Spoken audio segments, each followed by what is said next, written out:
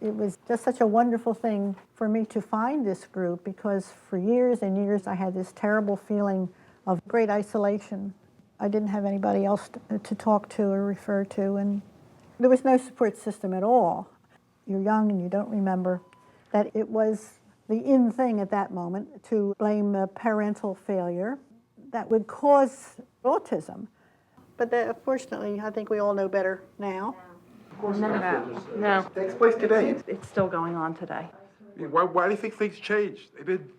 I really think I was blamed.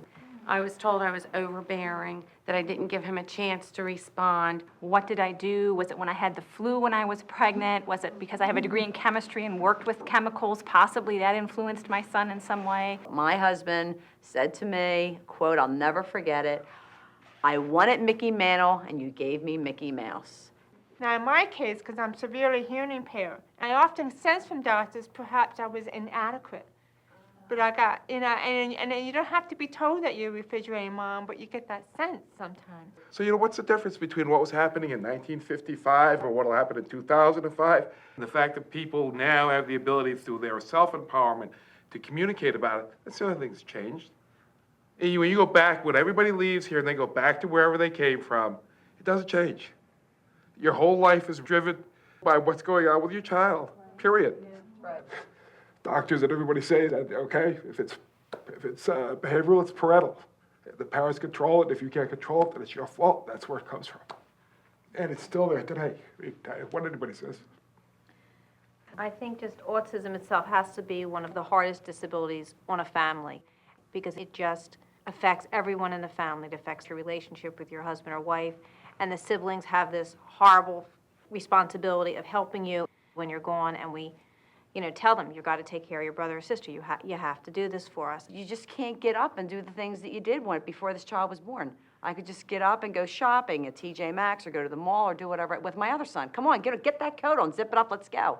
These are not things that you can't say come on to an autistic child. They don't understand what come on means. I don't mind being tied down because he needs me, but I don't have the mobility, I don't have the flexibility in our life that my friends do have. And I think in turn, you get isolated, but then in a way you kind of turn inward yourself because you don't want to feel the pain of being different from your friends. Right. And I can honestly say I've lost friends. I mean, I'm sure we've all felt that way. And, friends who I've been friends with for 20, 25 years or whatever. Everything's a struggle, and it doesn't get better. I mean, I tell new parents, oh, it's not so bad, it gets better. I'm lying, because it doesn't get better. You get stronger. It gets harder and harder, but you get stronger. got the word. Thank you.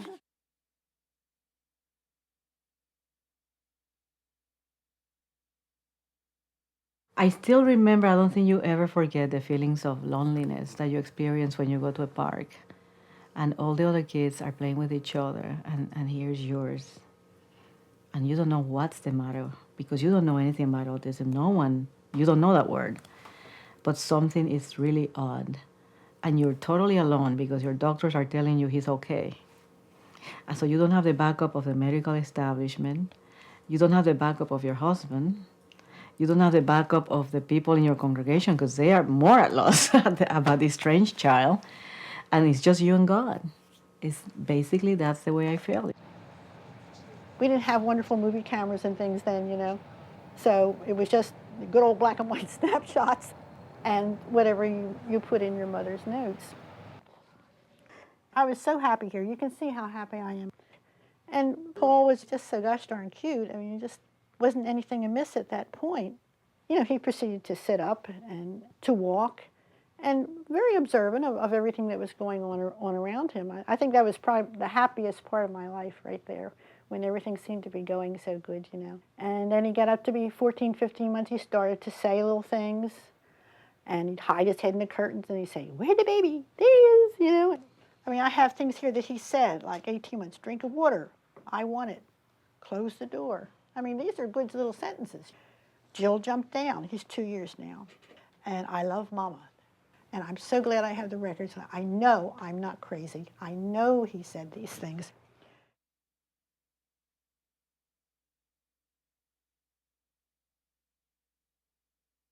Well, they would say things like, you need to hug your child more, or grab his hand, or they would tune in on little things.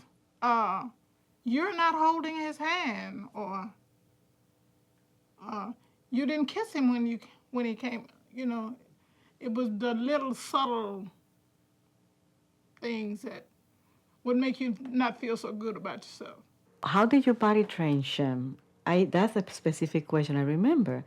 And I said the same way that I potty train my other 3 kids, and they're not autistic. So when he got my answer, he said, yes, but maybe Shem didn't have the tools to deal with your toilet training. Everything that I did, I inspected under, a microscope. I was mired in this guilt, this needing to know what I had done wrong. And with that, the hope that when I discovered what it was, I could make it right. So it was cruel. It was a cruel place to be. And if you're looking for something to take it from me. I felt a combination of deep pity, puzzlement. And if you're looking for something to break, anger, break it off me. love. It's very hard to sort out all of those things. I certainly loved him. I wanted to make him better. And he sometimes did things that were just so awful. So awful. And a lot of what professionals were seeing, I think, in parents who were dealing with that, was a reaction to having a kid like this. I went out every week to see him and to talk with the social worker. So this is kind of what I meant, what the social worker said to me. I was told I had not connected or bonded with the child because of inability to properly relate to the child. On the other hand, I was fulfilling my own needs by bonding with the child with fanatical, and that's a quote, tendency. I needed Paul to fill my own emptiness and lack of love at the marital level. They said symbiotic parasitic infantile psychosis. And that means that the mother is drawing the life right out of the child like a parasite.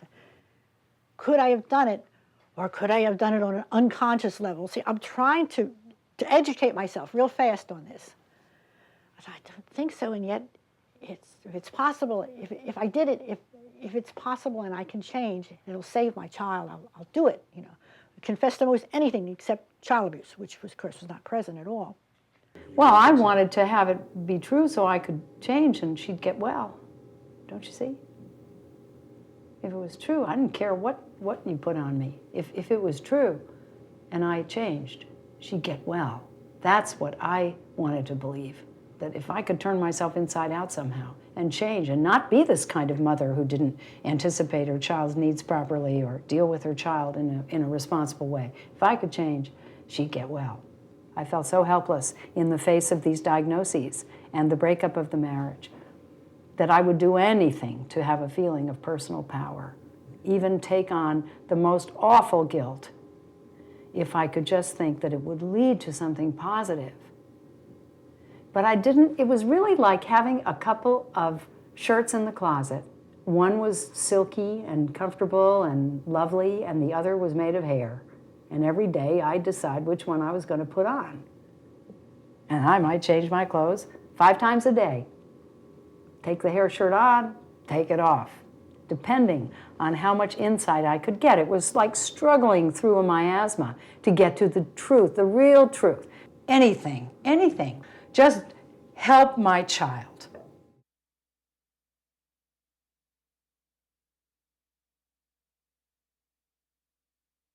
What always upset me was the inability of the psychiatrist to observe for themselves without that lens of Freudianism over their eyes. Why could they not see? I couldn't understand why they couldn't see.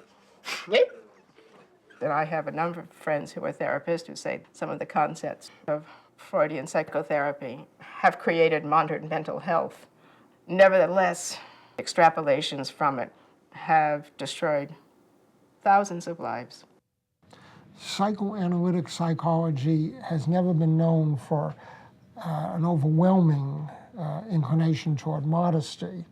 It has always been an assertive and at times a very helpfully assertive discipline to understand human thought.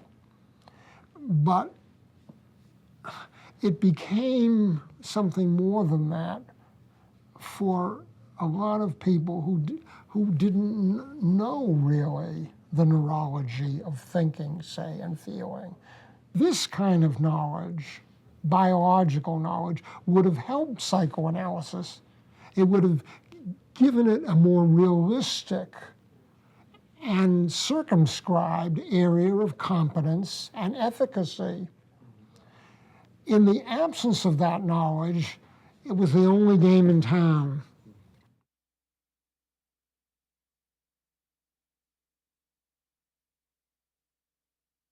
I think some of us who are patients occasionally have an obligation to say to some doctors, hey, here's what I observe, what I conclude, and I'd like to talk to you about it. Now, maybe some of us don't have the courage to do this, and maybe the doctors aren't willing to listen, but let's certainly pray for those doctors and hope they do listen, and let's pray for ourselves that we speak up. I think that this occasion is a turning point in the war against autism. And I think that the time has come to recognize that the medical establishment must be held accountable for the damage they have done to our children in holding up progress for so many years. What needs to be done now is research and no longer denial. I think the most impressive thing about this population of mothers is I don't think I've ever seen a more intelligent group of women who are so well in tune with their child. I know everything that goes into my son, that is on my son, comes out of my son. And every mother here knows their child equally well, if not better. And these parents of today, with the internet and the groups that they have formed to educate themselves, they are much better informed than most of the doctors. And they're taking matters into their own hands, and they're collecting money for research, targeted research aimed at bringing about recovery from autism insofar as that's possible, and the prevention of autism.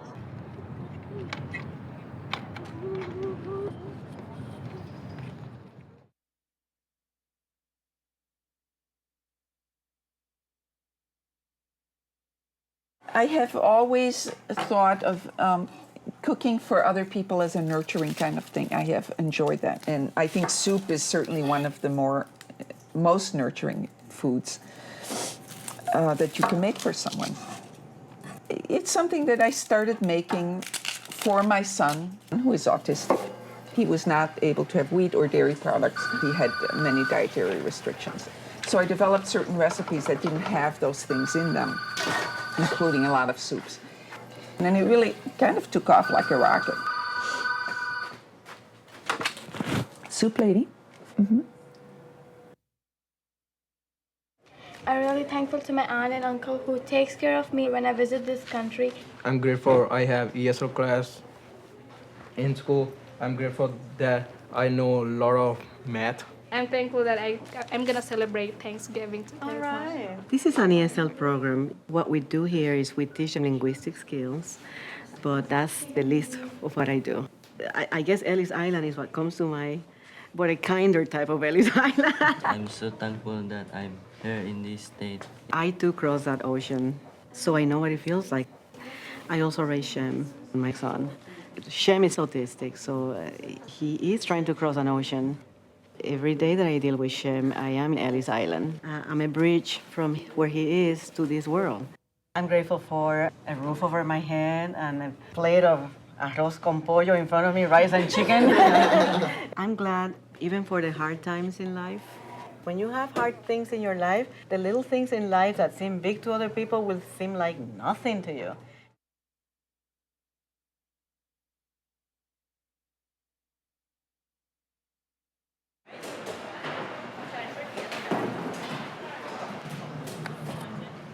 Wendy, started working at a sheltered workshop as soon as she graduated from special ed. And work is very important for her. She's never late and keeps track of her work.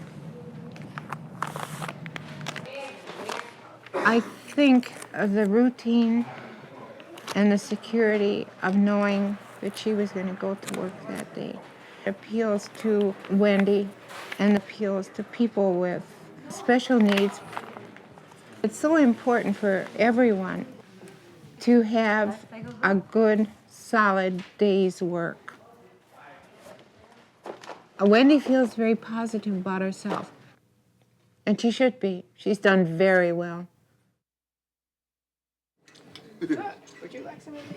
He works out east at a school after hours. He goes to work and he vacuums. You saw that when he sees something that he doesn't want around him, he'll just pick it up and move it. The vacuum cleaner, he realizes that if he puts the vacuum cleaner over something, then it's gone. It engages him. It's an activity that he can interact with the outside world. How do you describe anyone? You can't, put a person into one sentence. You just have to get to know the person. I've been working here for 3 years, and I don't necessarily really know Chris, know what he's thinking, but I can get a sense of things. Sometimes he can have the appearance of being very agitated, and you might think that he's upset in a bad way, say stomping his feet or slamming doors, but you go in his room and he'll put on this huge smile and run over to his bed and just sit there laughing, because he's like a prankster, he likes to have fun, and he does it in his own way. They're like 3 of the happiest guys. All the people who I work with love them, and we love doing things with them. And when they're happy, it just makes our lives so happy.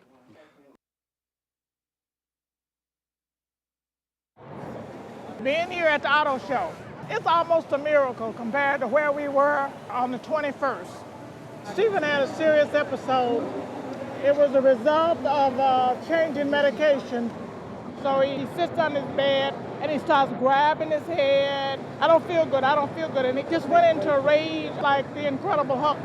And he actually tore up the foot of the bed. He tore it up, just kicking and grabbing and kicking and grabbing. When you got a child completely out of control that you are afraid to even put him in the car and try to go to the corner with him. You don't know whether he's going to jump out of the car. That's hard, because society can be very, very cruel.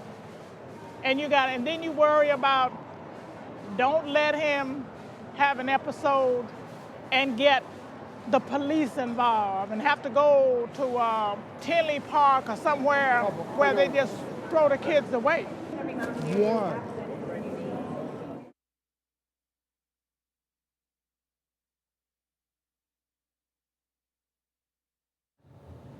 I was standing by the window. It was a very dark and dreary day when I saw that hearse come rolling for to carry my mother away. Well, the circle being broken by and by, Lord, by and by, there's a better of a waiting in the sky, Lord, in the sky. Very nice.